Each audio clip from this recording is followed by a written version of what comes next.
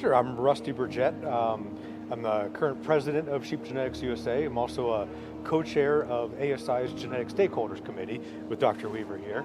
Also have a role with the National Sheep Improvement Program, or NSIP. And I'm Andrew Weaver. I'm the small ruminant specialist at North Carolina State University. Have a couple different roles. I'm also a co-chair, like Rusty said, of the Genetic Stakeholders Committee with ASI. I'm a part of the Young Guns program. I'm on the executive board for the National Sheep Improvement Program as well.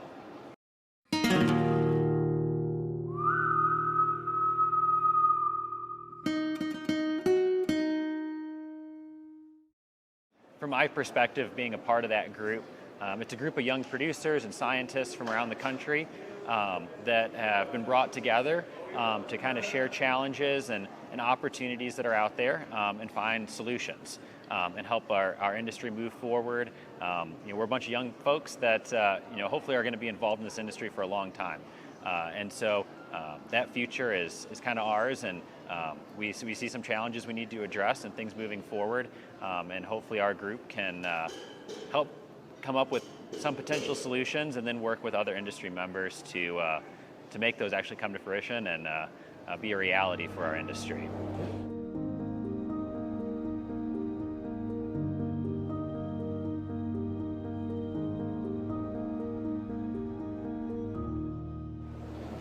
Russ might be able to speak on the Sheep Genetics USA side. On the Young Gun side, I was asked to be a member of that group, and we met several months ago on that. From an average producer standpoint that wants to get involved, from a Sheep Genetics USA perspective, how would you recommend they go about that? Yeah, so the initial project for the Young Guns group, the impetus behind that was, if you look at the founding members of Sheep Genetics USA, I was the token millennial in the group, and I've been the youngest one in that group from the very get-go. And that there's a lot of practical wisdom and knowledge that the other members bring to the table.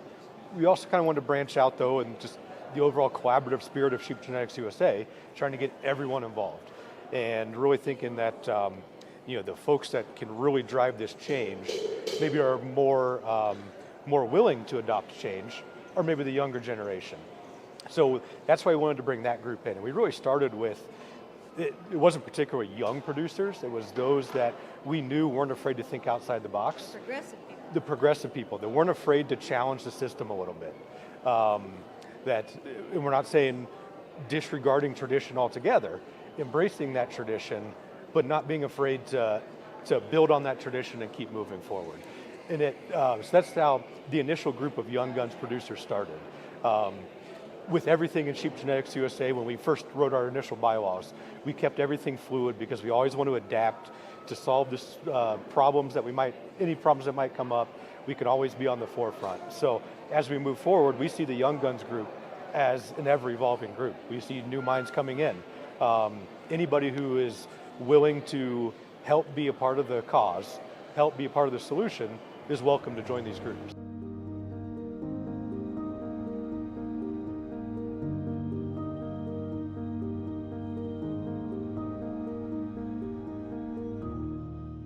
Technology is moving so fast. Yes. We cannot keep up with it. It's moved so fast. And that brings up a couple issues, because one of them is, as you mentioned, there's a great institutional knowledge that we have in the sheep industry. It's no secret the average age of sheep producers in the United States it's up there a little bit. It was 58 at one point. But in my role with NSIP, I see there's a lot of new people, new to agriculture in general, coming into the sheep industry, and they're hungry for knowledge. And they were coming to me in my role as NSIP for that information. So I kind of relayed that to, in my initial pitch to ASI about Sheep Genetics USA, saying, hey, look, these folks are hungry for information. It's a little bit beyond my scope, beyond the time that I have available with my role in NSIP. We need to branch out a little bit. We need to help feed this hunger somehow. And that was really what kind of spawned Sheep Genetics USA, is getting that information out there, building on that institutional knowledge, but also staying on the forefront, staying on the cutting edge. On the other side of that, though, is, as I said, technologies have come leaps and bounds in the short amount of the time that I've been in here. That's been a blessing and a curse. When I first started, We do a lot of genotyping now. So we look at the actual DNA makeup of sheep to try to predict what their future performance is going to be and how they'll work as breeders. That technology used to cost hundreds, thousands of dollars per sample, but now it's down to $20, $30 per animal to get that done. You can clone the damn thing for $12,000 now, right? I mean, somebody had said to me that Right. that was a number that I'm thinking, Yeah. wow. So the technology that has advanced that far in a short amount of time, it's become more accessible, but that also raises the unique challenge of these new topics. They're shiny and they're cool, and they're really easy to sell to folks, but we need the core basic science still too. We still have all of these tools that have been available for decades that, in my opinion, are being underutilized, and we really need those core sciences and let the new technologies build upon those. The new technologies, they're somewhat worthless unless we have that rudimentary information going in. Yeah, so in my role day to day through cooperative extension, I'm really interested in education programs for producers. How can we disseminate that knowledge that's gained at the university or new technology that comes out, and how can we teach producers about that technology, how can they implement it on their operations? And then facilitating some producer to producer interactions as well, whether that be through farm tours and other sorts of activities where we get people out with their peers to see what's going on and learn new management practices. And then, I guess through the Young Guns program, there's a handful of us that come from an academic university setting that are part of that group. So I'm one of those, and kind of serve in that kind of unique role within that larger group. There's a lot of producers that are part of that Young Guns group that raise lots of sheep at home. And I have a few, but really my role I see on that committee is coming from that university and education perspective and bringing that to the table and how we move forward and develop plans and solutions.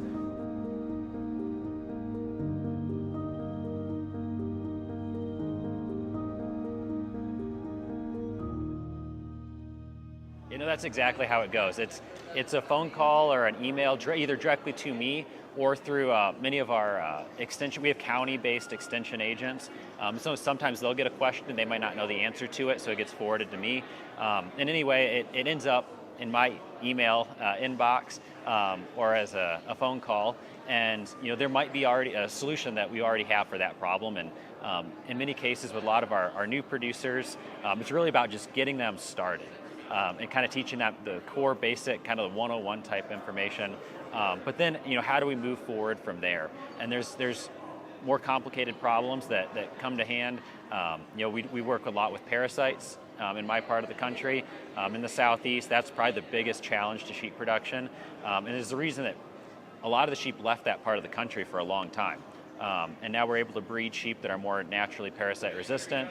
So teaching, especially new producers, that technology and tools through NSIP, we talk about these estimated breeding values and these genetic tools. Well, we have a genetic tool that actually tells us which sheep are more parasite resistant and which ones aren't. And so teaching producers about that technology that's available, how they can use that in their selection programs and breed sheep that are more resistant, naturally resistant to the parasite. And I've had numerous producers in the state that have since gone out, purchased NSIP rams with these values, and their survival rates on lambs, their deworming requirements have gone down, and they just have thriftier, healthier sheep as a result. So that's just kind of one example of kind of where I fit into all of this. It can go anything from that to, again, and maybe this is a North Carolina specific problem, but we have traditionally a lot of hog and chicken production.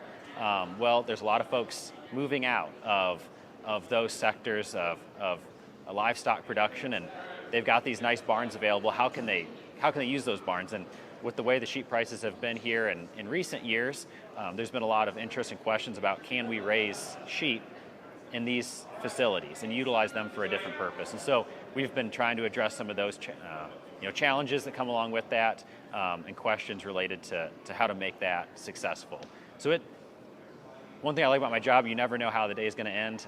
It's something different every day, and you never know what phone call you're going to get and what problem you're going to have to try to address with each day. So it could really be anything. So Andrew, can I put you on the spot here? Yeah. As an academic, I think you have maybe a unique challenge. You mentioned those tools for parasite resistance, for estimated breeding values for parasite resistance. That's decades old technology, right? It's a great technology, great solution. But when you need to try to go write a grant application and do a research project, you need to write for that new shiny thing, right? So how do you balance those rudimentary techniques that we still need to adopt as a sheep industry, but also you need to go out there after that high dollar grant for the new shiny toy? And I guess, how can Sheep Genetics USA, how can we help you out in that? Yeah, that's a challenge that many of us have in academia, and many of these funding sources look for that latest and greatest, the newest technology, or maybe a technology that doesn't even exist, but you're proposing a potential way to develop the technology. And yet, I did a survey shortly after I started at NC State a few years ago, and less than 10% of our sheep producers even knew what NSIP was. So how do we, like you said, how do we go and try to push the boundaries on what's out there in terms of technology and knowledge related to genetic selection, and yet we have all of these producers that don't even know the technology exists. The fundamental technology that was developed years ago even exists.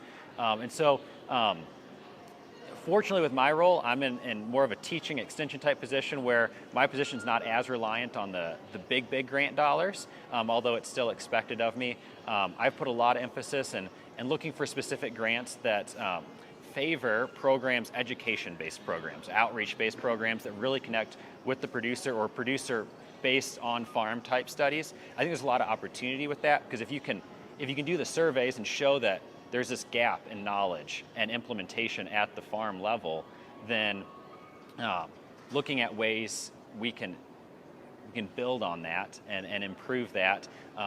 There are funding opportunities out there to do that without having to necessarily chase the out there stuff.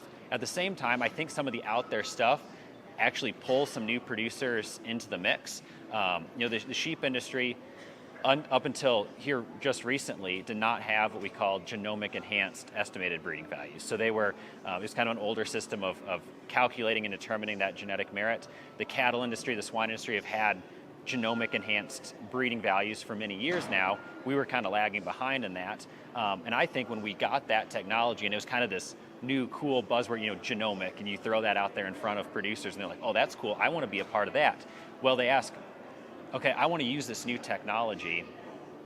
What do I need to do to use this genomic technology? You say, well, to do that, you have to go back to the building blocks and get enrolled in an SIP and start collecting the phenotypes and the on-farm data that's needed to build and make that genomic information valid.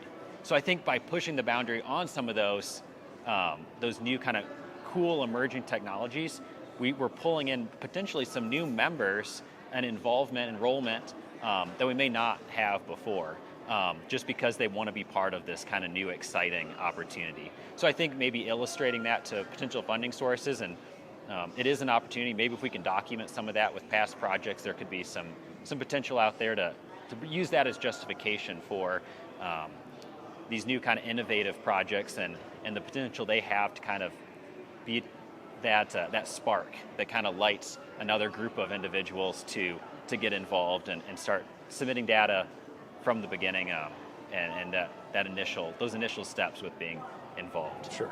And it sounds like we need to be a little bit more. We need to be a bit innovative on how we fund these programs. That maybe going to our traditional funding sources might not be the solution.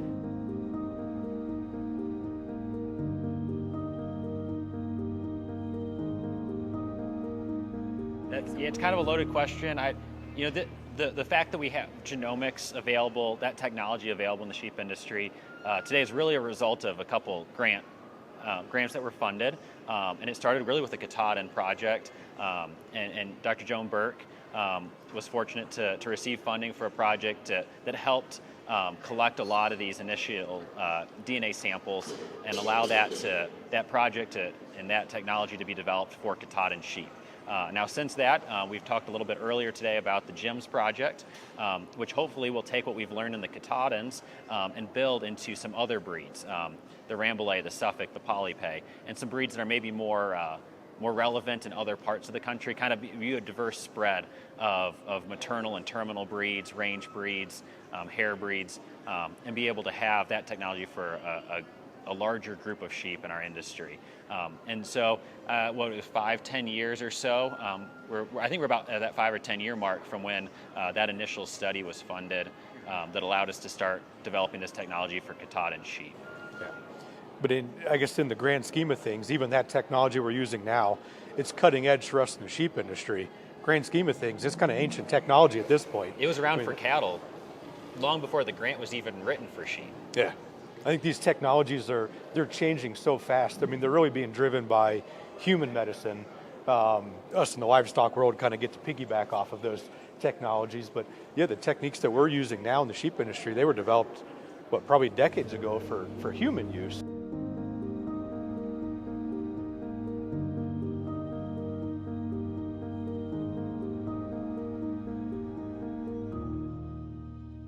When we first started looking into these genomic evaluations for sheep, we looked at, okay, can we kind of retrofit something that was developed for cattle? Or our colleagues in Australia have been doing this work for a little bit longer than we have.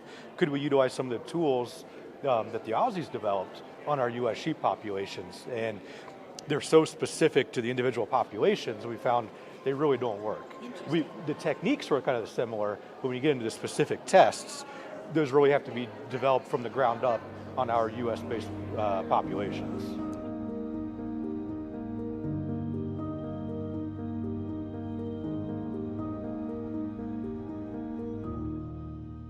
Many of our traits are controlled by many, many, many genes. And we don't even know necessarily all the genes that impact the actual outcome, the phenotype that we observe in that trait. And so we're still working on that. And we need what we call phenotypes. We need data. We need a weaning weight. We need a birth weight, birth type, et cetera. We need those types of measurements to be able to use to pair with the DNA data, the genomic data, to really have a powerful evaluation and be able to accurately predict the genetic merit an individual has for these different traits. They come together, and one really can't exist without the other. And where we've seen maybe in some other species, maybe they get into a little bit of trouble, is that there's been a lot of emphasis on the genomic side. And without those phenotypes coming in to validate and back up the genomic information is only so accurate. And so we need the phenotypes with the genotypes to go together. And so hopefully as a sheep industry, and we're relatively new in this genomic technology, hopefully we can continue to emphasize that's something that's really important that our producers continue to do. We've got this great technology in genomics, but we need to continue with the data collection and really go back to the basics in that regard to make sure that the genomic information we do get back is valid and is accurate and is predictive of what that animal really is.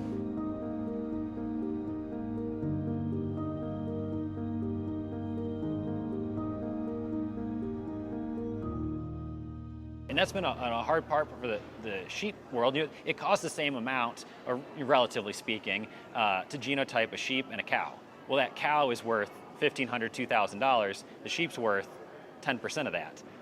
And so, you're paying the same amount for the genomic test, so as a portion of the animal's value, significantly higher on the sheep side.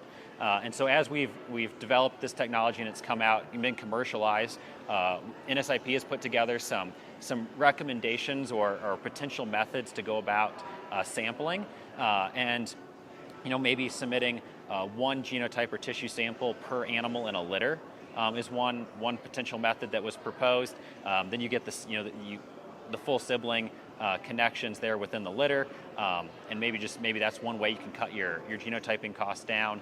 Maybe sampling specific animals that are going to be kept as replacements in the herd, or ones that are going to be sold as maybe rams as studs and things like that. Those influential animals. But I think at the same time we need to go back and still make sure that we're collecting a birth weight and a weaning weight and a birth type and a rear type. And if we can get some post-weaning data on all the animals in the contemporary group. Those contemporary group, what I mean by contemporary group is a group of animals managed in the same environment. Essentially, they had the same, all the animals in that group had the same opportunity to express their genetic potential. And so the larger that contemporary group is, the more powerful the genetic evaluation is, because we can sort apart, we can get that variation and sort apart, okay, they were all given the same feed, housed in the same barn, born at the same time, they're all the same sex. These ones didn't perform and these ones did. Well, why is that? And it takes those phenotypic records to be able to start to differentiate that, and then we can start tying that to that DNA information.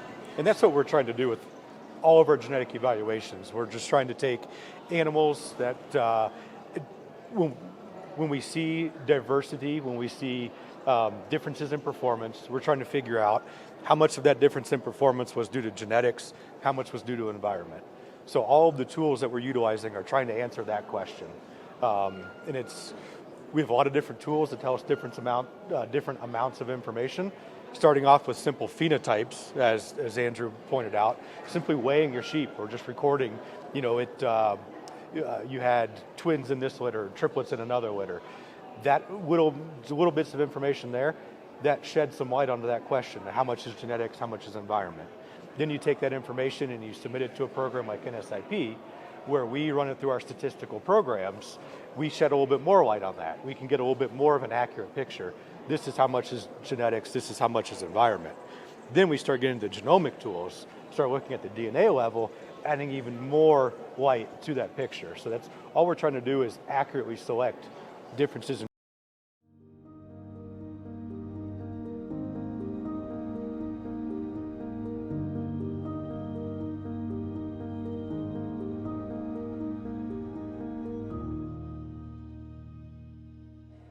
As Andrew mentioned earlier, most of these traits, so most of the traits that are economically important for us, things like weaning weight gain. Yep. That's going to be controlled by hundreds, thousands of genes. If it were controlled by just one or two genes, they could develop a genomic test where you can look at that specific gene and say yes or no, it will do well or it will do poorly. But when you have hundreds, thousands of genes, it takes a lot of time to figure out exactly which genes are playing in there, how much each gene is contributing, and the whole adaptability side is a whole nother function that we haven't really, in the sheep industry, really gotten into.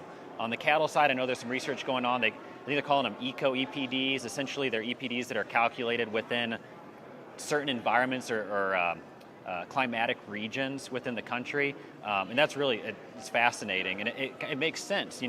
Cattle that maybe were raised in the fescue belt, those cattle maybe need to be selected and are going to need to have certain traits relative to cattle that are maybe in the upper Rocky Mountain region. That's technology that's being developed for the beef industry, because again, like we mentioned before, they're quite a ways ahead of us in a lot of this technology. In the sheep industry, maybe we can learn from that and moving forward. And I think the GEMS project is going to be working on addressing some of these things already, and how we can learn from that and adapt it to our sheep industry to maybe have tools that are that much more. I don't want to say that our tools right now are not accurate, because they are. They're the best thing we have. But even we can just build on that accuracy as we move forward and do a better and better job finding sheep that are adapted and fit in their environment, at the same time meet the demands of our market and our end consumer.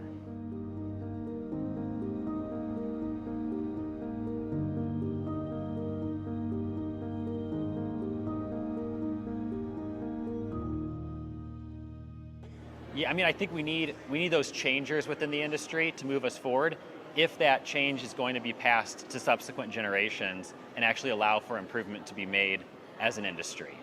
We need consistency within our sheep industry. We need to make sure we have animals that meet that end consumer base, that are reliable and predictive in how they're going to perform, and adapted to their environment. And so I think having that consistency, developing consistent genetics that perform at a high level, that fit their environment, that fit the consumer demand, is really what we're after. Obviously, we need those kind of outlier type animals to be able to move our genetic population in the direction we need it to move.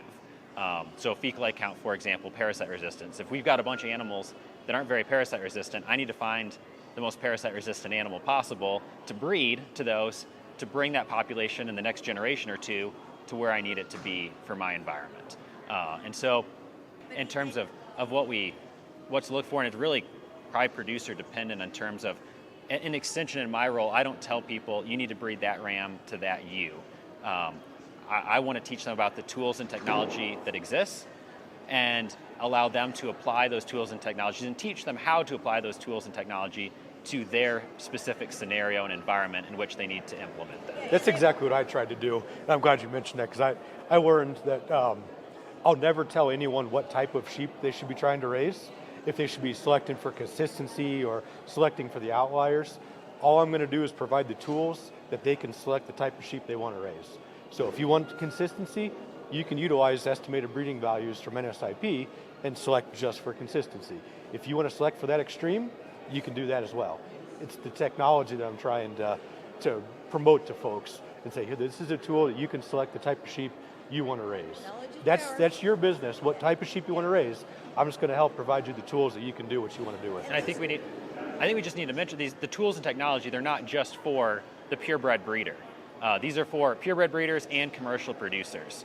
The purebred breeder, they may be enrolled in an SIP and they may use these breeding values for ram selection and replacement ewe lamb selection and making those individual mating decisions.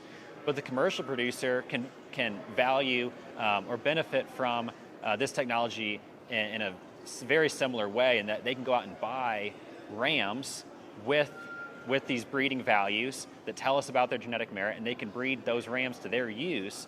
Even if we don't know a whole lot about the ewes, we can breed the rams to those ewes. Well, the next generation's 50%, the 50% of the genetics of the next generation came from that ram decision.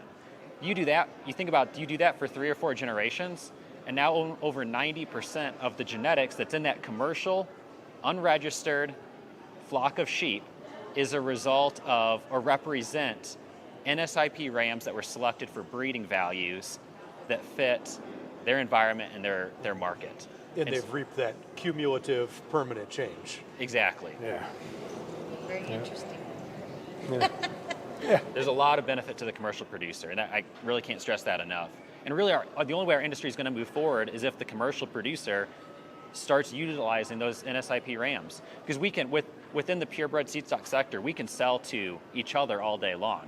But if those genetics never get passed on through the supply chain and through the rest of the industry, we're not going to see any change from where we're at today. So we need to develop those elite genetics within the purebred sector, but then we need to make sure those genetics get passed on to the commercial producer, so we actually see a change in the commercial sheep, the productivity of our commercial sheep population, but also changes in the quality and the value of the product that we're producing for the end consumer.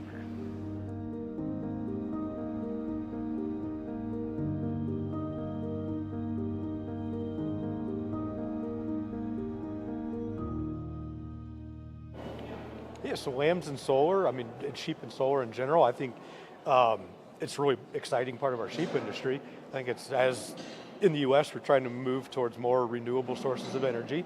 We're seeing these kind of rather large solar farms that are going in, solar panels trying to capture solar energy. A lot of those operations are going in on retired farm ground, which you can think glass is half empty and say, oh, that's farm ground that's going out of production. Well, as they put in the solar fields, they realize, okay, there's going to be grass and forage that's going to grow up under those. We got to maintain that somehow. Okay, so we can run a lawnmower through there, so we can burn fossil fuels, trying to produce renewable energy, and then we also risk throwing rocks through a solar panel and stuff like that.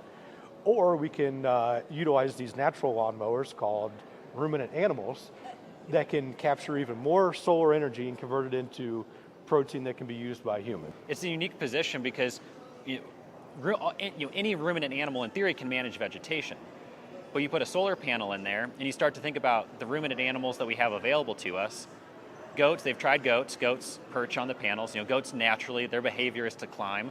Well, solar companies don't really like goats perching on top of their panels. That's not very conducive to capturing solar energy. Cows have been discussed. And the concern with them is their physical size and potential damage to the panels. And so really sheep are the best option. They're the best fit for that environment in that solar site to manage the vegetation, minimize any potential damage to the panels, allow for capture of solar energy, at the same time manage the vegetation in a biological sense, produce a protein product, and at the same time, through proper grazing practices, actually provide the opportunity to sequester additional carbon, into the soil through good grazing management and vegetation control. So there's a lot of benefits to it, and it's an exciting time for our industry and an opportunity the sheep industry has not had probably for many years. As a younger producer, I'm really excited about it because it's one of the impediments to young people getting in is access to land and the affordability of land. Well, here's an opportunity to graze, to get paid for forage management, and kind of get your foot into the door to the agriculture. For me to go out and ask the bank for a loan to go buy a ranch to raise sheep on it, they're going to laugh pretty hard, okay? Yeah. But if I can work with a solar company and I can have guaranteed access to this amount of land for X amount of time, it's an opportunity to get started. And we think about from a solar company perspective, and when I'm talking to companies, I like to remind them of the fact that if you just have your traditional operations and management person going in there to check on panels or maybe fix something that's broken every once in a while, they're on a very infrequent basis. If you develop a relationship with a grazer that's going to put sheep in that site, they're going to be in that site every single day because they want to check on their animals. They want to make sure those animals are healthy. Well, that person is essentially, they're a first responder. Their eyes on those panels, their eyes on that site, 365 days a year, which without that grazer, they probably don't have that type of access, those types of eyes on that site on that frequent of a basis. So it's really a benefit to the company. I work with one of my colleagues grazes some solar sites, and he's had ice storms come through before, and panels get damaged, trees fall on perimeter fences, things that the solar company may have taken them several days to figure out that there was a problem. He saw that problem hours after it happened, was able to alert the solar company. They sent their folks out and got the problem resolved, and no further issues with it. And so having that person on site, it's not only a benefit from the sheep producer's perspective and having access to the site, but from a solar company perspective, there's a ton of benefits for them to have that grazer present and those sheep present on that site. And since my life revolves around sheep genetics, I see it as a great opportunity as well because raising sheep in solar fields is different. It's a different production system compared to others. Well, we know that certain traits thrive or are required in certain production systems. So in a solar facility, those animals are going to be grazing, so parasite resistance is going to be an issue. So we have genetic selection tools to help select animals that are more tolerant or resistant to internal parasites. You probably don't want ewes that'll have quads and quintuplets out there. Well, we have reproductive estimated breeding values. So we can utilize the genetic side to fine-tune animals that can thrive in that solar grazing setting compared to, say, an intensive farming operation in the Midwest or a range operation or something like that.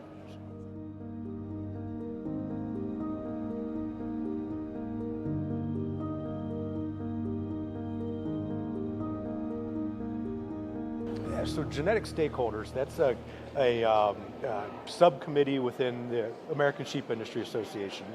And ASI, American Sheep Industry Association, they're our industry trade organization. So they're to help out with politics, the legislative issues. So genetic stakeholders in particular, we're focused on representing the American sheep producers on issues that would arise in genetics and genetic selection. So a lot of different things that kind of covers. One of the things we talk about are import and exports of germplasm and access to genetics, government programs, government funding for research. Those are the sorts of things that we try to stand up for the American sheep producer so we have adequate representation at the national level.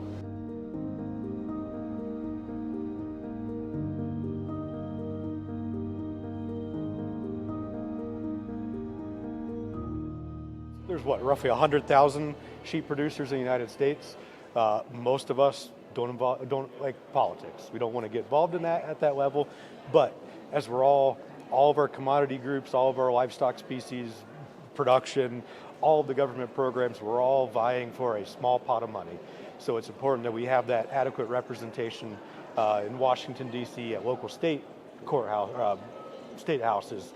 That it's an important role that ASI plays, and we try to fill that on the genetic side through being co-chairs of the Genetic Stakeholders Committee.